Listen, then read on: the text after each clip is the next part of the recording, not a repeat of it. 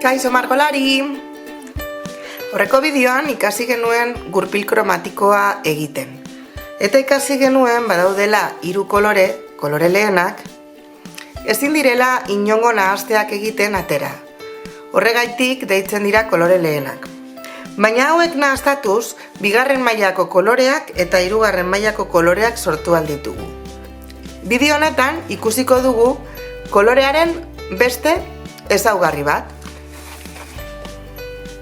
Koloreak hainbat ezaugarri ditu. Saturazioa, tonoa, argitaztuna eta hainbat ezaugarri horien artean badugu bat ere temperatura deitzen dioguna. Gaur, kolorearen temperaturaren inguruan hitz egingo dugu. Gure gurpil kromatikoa hartu ezkero, koloreak 2 zatitan, 2 multzotan banandu ditzakegu. Alde batetik kolore beroak egongo litzateke. Gorritik gertuen dauden koloreak dira. Eta beste alde batetik kolore hotzak ditugu. Urdinetik eta moreetatik gertuen dauden koloreak.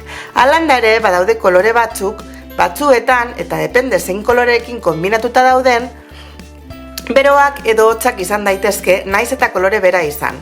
Hori dana gure ariketan ikusiko dugu. Momentuz, argi izan behar duzuna, da gure gurpil kromatikoan kolore hauek beroak izango direla eta beste hauek kolore hotzak izango direla. Goazen ariketa baten bitartez errezago ikusten.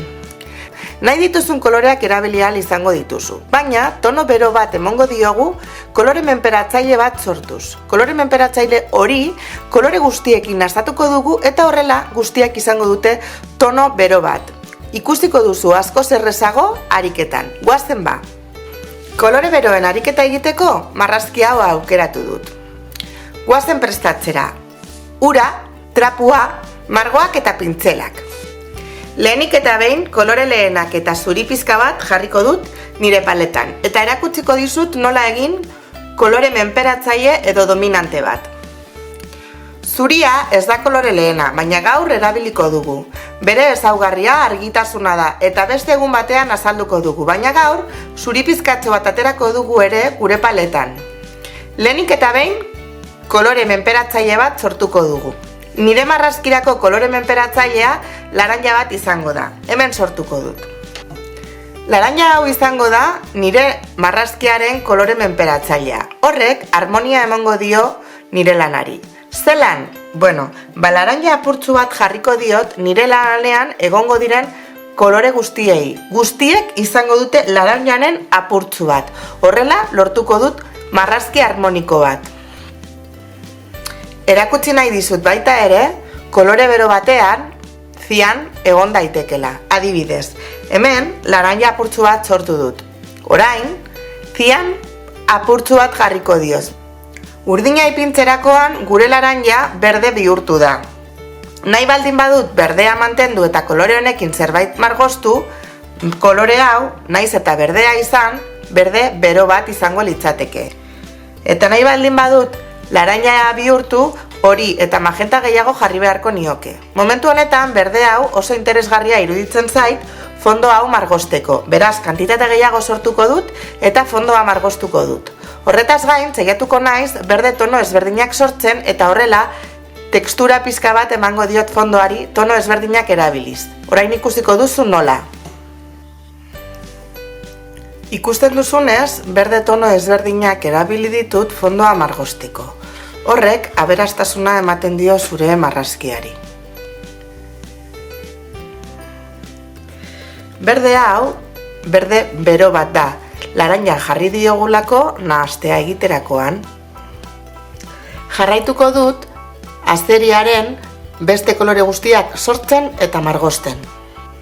Ura asko zikintzen bazaizu, aldatu egizu noizean behin.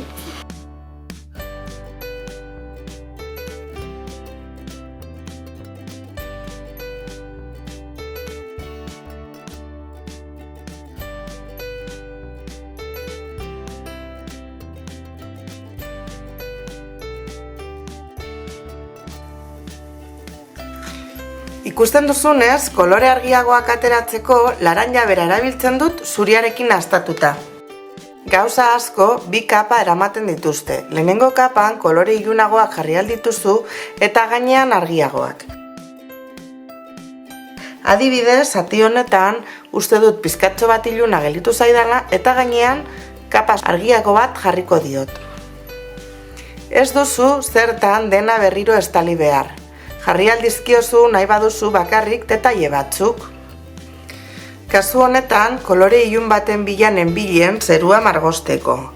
Egin dudana izan da zian kolorea laranjarekin nahastatu. Gogoratu gure marrazkian laranja dela kolore dominantea, eta horrek ematen diola guztiari harmonia bat. Kolore ilun honekin ere margostuko ditut begiak eta sudurrak.